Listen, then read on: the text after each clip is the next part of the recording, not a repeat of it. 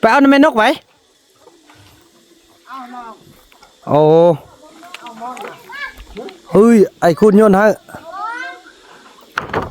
2 3เย้นี่เนาะพี่น้องเอ้ยเนาะนอนเลยลูกมันเย็นๆเด้ออันนั้นเฮือนลูกนอนเลยเนี่ยพี่น้องไอ้เพิ่นมักเพิ่นมานอนนี่เด้เพิ่นเนาะนอนตำซ้วยโอ้มถ้าสิบ่นอนเนาะมันก็เย็นดีโอพี่น้องลมพัดเซยๆกันบ่นี่เอาเลยรบกูบ้างนี่ไงรบกูบ้างนี่ไงพอแล้วเด้อน้องมันเครื่องละเปียกบ่ละเปียกเพิ่นนั่นเพิ่นนอนแล้วเพิ่นเอิ้นให้พ่อมาเบิ่งว่านอนนี่เย็นดีว่าซั่นว่านี่พี่น้องเนาะมันก็เย็นแท้พี่น้องแล้วก็ธรรมศาสตร์เนาะกว้างๆอยู่กับนี่โอ้คักอีหลีพี่น้องเอ้ย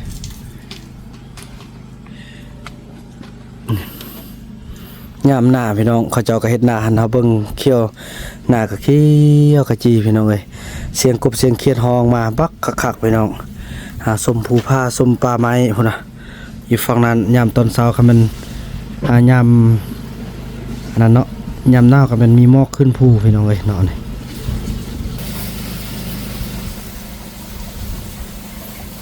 สุดยอดเลยบ้านนั้นเราก็เบิ่งเห็นมันต้นเขาเนาะงามแค่นั้นน่ะ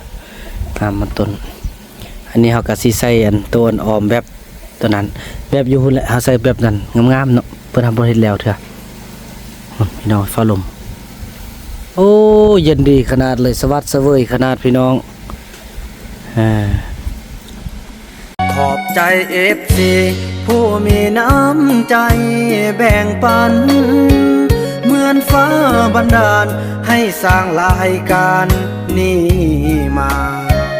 สวยเหลือคนทุกข์คนจนหรือคนด้อยกว่าด้วยแห่งศรัทธาบุญนำพาได้มาร่วมทาง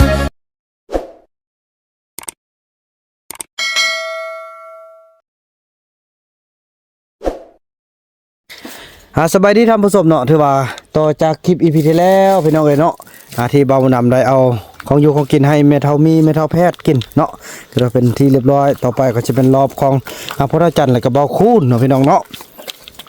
ไอ้คุณมาลงมากินข้าวน้องไปบอกพระจันทร์เด้นี่น้องแซ่บกว่าผู้ละอันเลยไปมาน้องก็กินเพราะว่าเขากินที่เทิงแล้วมันยันมันอ้วยนะน้องเพราะว่าต่อไปเขาชิ้นนึงขั้วเราจะกินข้าวกองล่างอีกก่อนเนาะ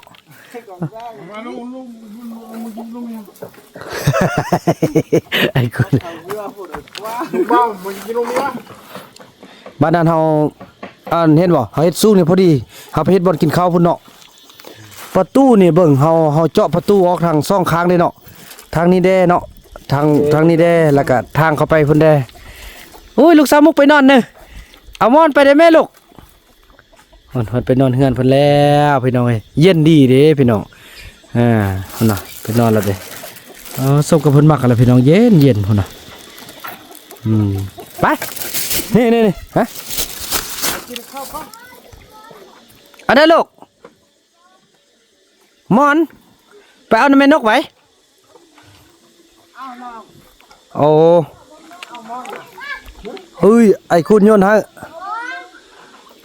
1 2 3เย้นี่เนาะพี่น้องเอ้ยเนาะนอนเลยลูกมันเย็นๆเด้ออันนั้นเฮือนลูกนอนเลยเนี่ยพี่น้องไอ้เพิ่นมักเพิ่นมานอนนี่เด้เพิ่นเนาะนอนตำซ้วยโอ้มถ้าสิบ่นอนเนาะมันก็เย็นดีโอพี่น้องลมพัดเซยๆกันโอ้โถมาไอ้คุณมาเอานะมาลูกมุกกินข้าวอิ่มแล้วเนาะพี่น้องเอ้ยเนาะให้เราจันเขากินข้าวกัน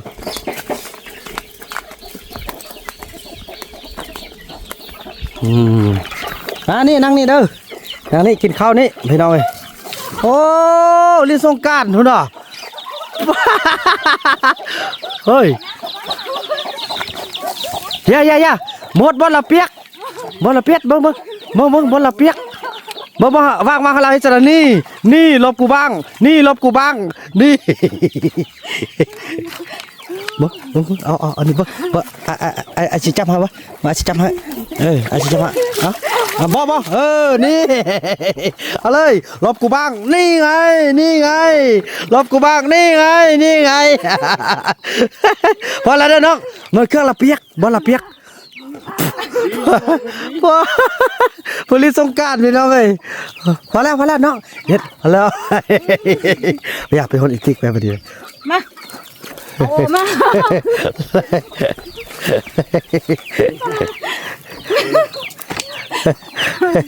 อย่าฮดละบับก่อพอเลยโอ้จิว่าเนาะอะไรวะนางอันนี้กูอยู่พวกกูเปียกหมดเนาะโอ้อันตรายขนาดพี่น้องเซาลีปอพุ่นเนาะโอ้อันคนฮดกับฮดจ้าฮดเงาไหมเนาะโอ้พี่น้องเอ้ยเซาลีกับโพดเนาะบอกกับบอกอะไรบอกละเครียดสมก่อนนะลิ้นสมเห็นเขาลิ้นอยู่นอกแล้วมาลิ้นอยู่นะลิ้นเราสบสร้างลิ้นได้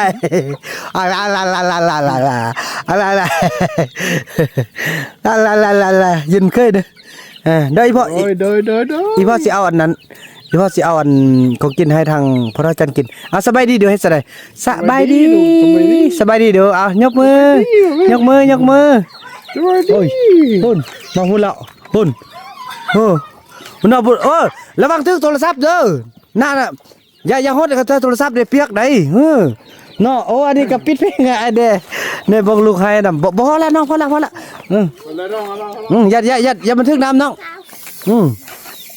บ่ให้แล้วเนาะมันเปียกคุณไปฮดเลยเพิ่นว่าไปยกสาวพุ่นว่าโอ้ปัญญา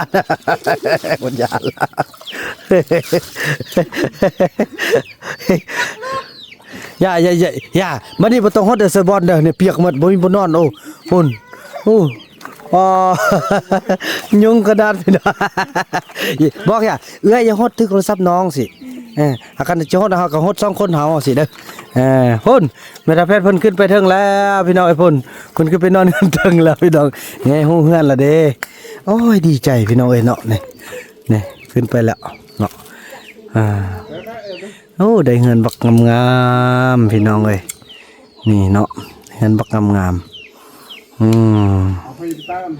นี่สาวลีเอ้ยไปตักเอาไปเอาเพชรไม่เปียกหมดแล้วนะไปมึงเอาของกินให้ทางพระอาจารย์เขาก่อนอาจม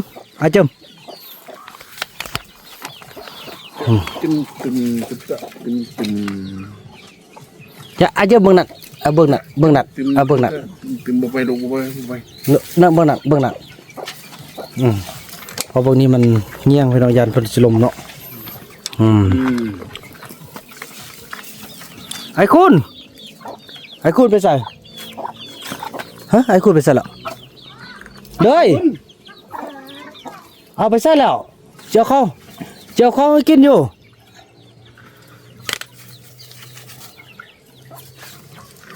ไอ้คุณบะหมี่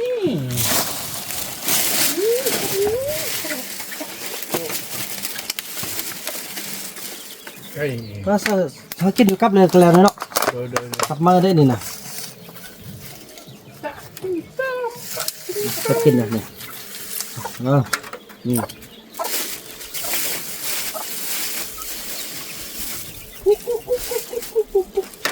เอาดีนะคนนี้ไอ้คุณไปยังวะฮึจ้ะบ่เห็นไอ้คุณแม่กินข้าวน้องบุญยะบางท่านเอาเจไว้หั่นอันสกัดไว้น้ำนองเด้อสกัดไปเพิ่นเอาน้อยละสกัดไปกินเด้อสกัดเด้อพี่น้อย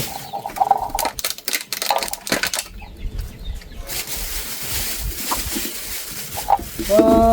โตซาลีเห็ดผ้าโหดขนาดเลย อันนี้เป็นใส่กับให้อันทางบ่อคูณพี่น้องเนาะ นี่ให้ทางบ่อคูณเนาะ รวม ให้พอกินเด้อกินแล้วไม่ใช่ได้ม่วนบ่ลิ้นน่ะเป็นบุญม่วนเนี่ย ว้าได้ ม่วนเนาะ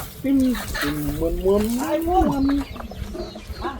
เอ้ยม้วนครับเอ้ยเนาะเอ้ยม้วน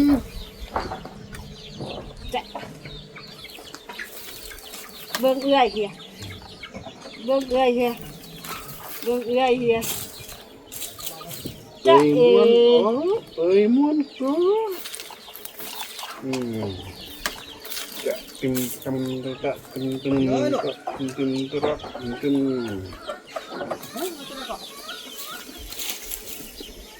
โอ้กินเลยเดี๋ยวพ่อเอาไว้ให้เลยแหละนอนรับเลยลูกลมเย็นสบายดีเนาะโอ้สาวมกคนกะนั่นเลย ไปนอนกินแบบเสื่อยๆเลยอ่ะ นี่เย็นดีเนาะ เฮ้ยไอ้บุญมีเนี่ยบุญมีเนี่ยเฮ้ย นี่จอกนำ ตึง เฮ้ยไอ้บุญมีพี่น้องเอ้ย ตึงตึงตึงตึง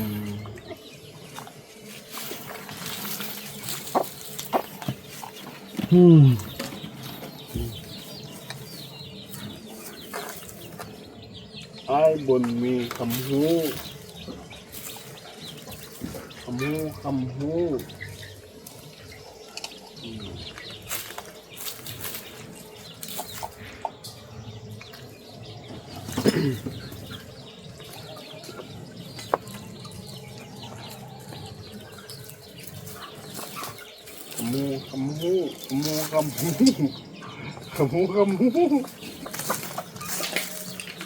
ปะ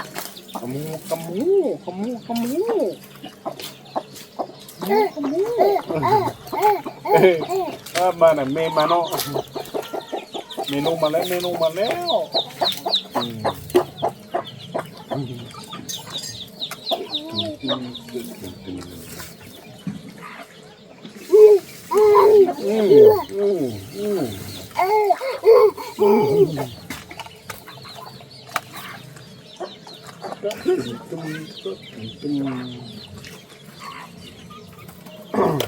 เอาวะ เดี๋ยวลูกอันไหนลูกลูกอยากกินยังเกาะอีพ่อพี่ละลูก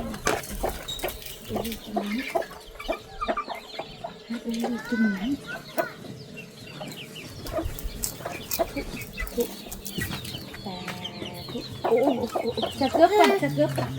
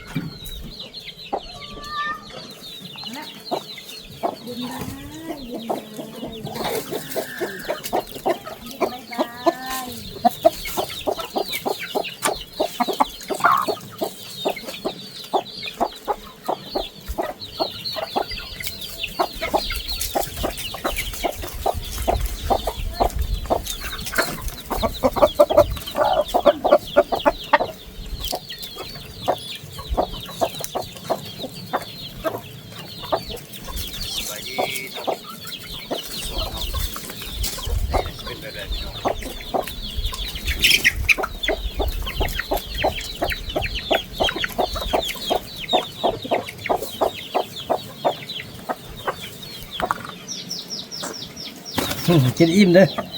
กินอิ่มเลยกินอิ่มเลยแซ่บบ่แซ่บแหละ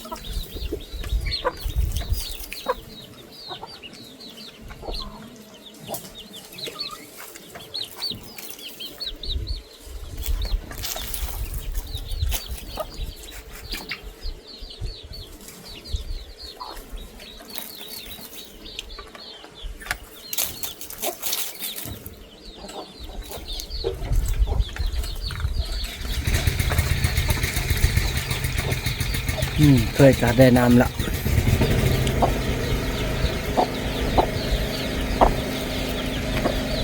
เอากินอิ่มเถอะพอเด้อไปพี่น้องไปเบิ่งสาวมุกเนาะเพราะว่าเพิ่นเอิ้นใส่บาบุญนำว่าพ่อจักเพิ่นเอิ้นมาหยังพี่น้องเอ้ยเพิ่นเอิ้นมาแบบอยากให้เบิ่งว่านอนแบบ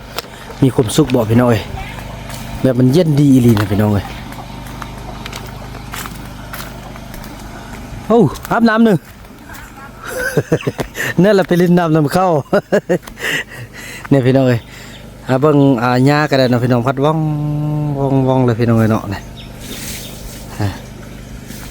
อากาศเย็นดีเนาะโอ้จังได๋สบายนี่เย็นดีอีพ่ออันลูกเอิ้นอีพ่อมาเบิ่งอันว่าลูกนอนเย็นดีนี่โอ้สบายคักเนาะนี่เห็นบ่โอ้แท้พี่น้องเห็นมั้ยเบิ่งหญ้าขาวนะเห็นบ่หญ้าขาวพัดนี่พี่น้องเอ้ยเนาะเย็นดีแท้ยอมรับเลยคนนี่คักเนาะลูกเนาะรับฟันดีเลยลูกรับเลยโอ้ยเพิ่นนอนแล้วเพิ่นเอิ้นให้พ่อมาเบิ่งว่านอนนี่เย็นดีว่าซั่นว่านี่พี่น้องเนาะมันก็เย็นแท้พี่น้องแล้วก็ธรรมศาสตร์เนาะกว้างๆอยู่กับนี่โอ้คักๆอีหลีพี่น้องเอ้ย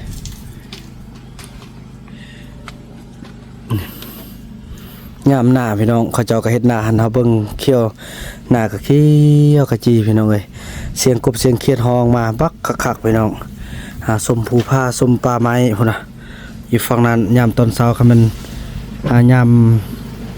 อันนั้นเนาะยามหน้าก็มันมีหมอกขึ้นภูพี่น้องเอ้ยเนาะนี่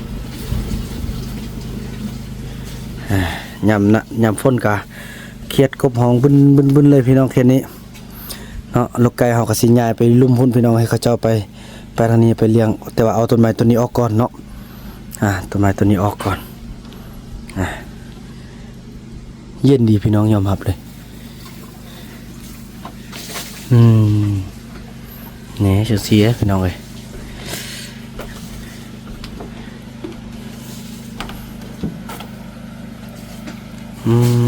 สุดยอดเลยอันนั้นก็บนบ่อคูณบื้นเขากับมาแป้งแล้วนี่เนาะ โอ้สบายแท้พี่น้องสุดยอดพุ่นนะพี่น้องก็เย็นดีกว่าลูกเนาะพี่น้องฟ้าลม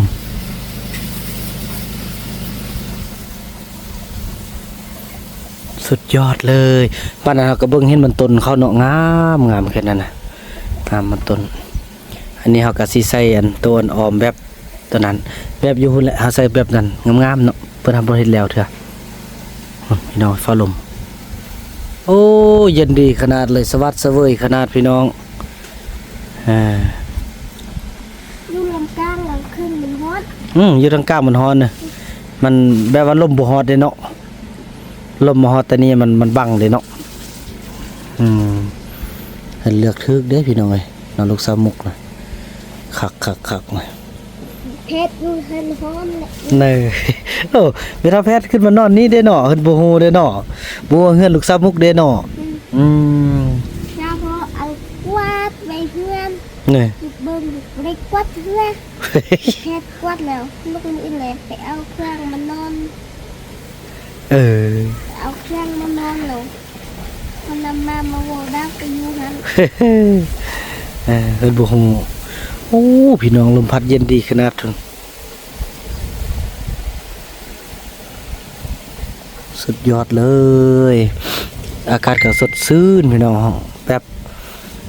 อากาศสดชื่นแท้ๆพี่น้องเอ้ยมันอยู่สูงมันเลยพูดว่าสิไปหาลำพุ่นมื้อนี้นะไปยังไปกับเมาซะแล้วเอาไปซะแล้วไปแล้วโอ้อันลูกเอิ้นใส่พ่อนะพี่น้องเอ้ยไอ้คุณไปแล้วเพิ่นไปน้ำปุ่นสัตว์โอ้ได้เงินเด้เนาะกะมื้อแรงเพิ่นก็กลับมาแล้วเนาะลูกเนาะโอ้เฮือนนี่เบิ่งเป็นแถวนี่งามพี่น้องอยากให้ทุกคนมาสัมผัสด้วยตาของทุกท่านเองเด้พี่น้องเอ้ยไปเองมามันเพิ่นไปเองมาเองนะ อืมถือว่านั่นแหละพี่น้องเนาะคืออันนี้คลิปนี้ก็จะมารีวิวให้ทุกคนได้เบิ่งเกี่ยวกับบรรยากาศของเฮือนลูกสาวมุกพี่น้องเอ้ยสุดยอดเย็นดี อยู่ฮอก็มักว่านั่นนี่แต่พอขึ้นไปนอนเทิงพุ่นเนาะมันน่ะเนาะพอลูกกันนอนนี้เอาอีพอเอาแม่นกมาอยู่น้ำคนพ่อคนไทยเรามักหากินก็เอาแม่นกอยู่น้ำเนาะเฮามาเลี้ยงไก่นี้เนาะพอมีอันคนส่งเงินมาซื้อไก่ให้ลูกคัน10,000 บาทเด้บัดนั้นอีพ่อสิซื้อให้เด้อพี่น้องเอ้ยเนาะถือว่านั่นแหละพี่น้องเอ้ยถือว่าคลิปนี้บ่าวนำจะขออนุญาตจบคลิปกับสำนี้ก่อนเนาะแล้วพบกันใหม่ในคลิปต่อไปพี่น้องเอ้ยเด้อคนดำสักกันนะอันนั้นมีโทรศัพท์ไว้บ้านไปติดตัวเลยล่ะเด้อเนาะลมดีละเด้อพี่น้องเอ้ยอันนั้นเด้ออีพ่อไปพักผ่อนก่อนเด้อให้พ่อไปนอนก่อนลูกกันนอนนี่เด้อจังซั่นแหละพี่น้องเนาะถือว่าบ่าวนัดไปนอนพักผ่อนก่อนเพราะว่าพอดีโอ้พี่น้องเอ้ยรับแขกหาก่อนแล้วเนาะไปนอนพักผ่อนหน่อยนึงเอาแห้งพอมือนึงบ่าวนำต้องได้นอนประมาณ5นาทีพี่น้องเนาะเฉพาะตอนเย็นคันมื้อใดบ่ได้นอน5นาทีแล้วมันจะเป็นแบบบ่จังได๋แหละพี่น้องเนาะตามแพทย์เพิ่นว่าเพิ่นมื้อนึงตอนเย็นคนเฮาต้องพักผ่อนต่ำสุด5นาทีพี่น้องเนาะนี่ไอ้คุณก็อยู่นี่เนาะทุกวันนั้นพี่น้องคลิปนี้บ่าวนำขออนุญาตจบคลิปสำนี้ก่อนแล้วพบกันใหม่ในคลิปต่อไปคลิปนี้บ่าวนำขอกล่าวคำว่าสบายดี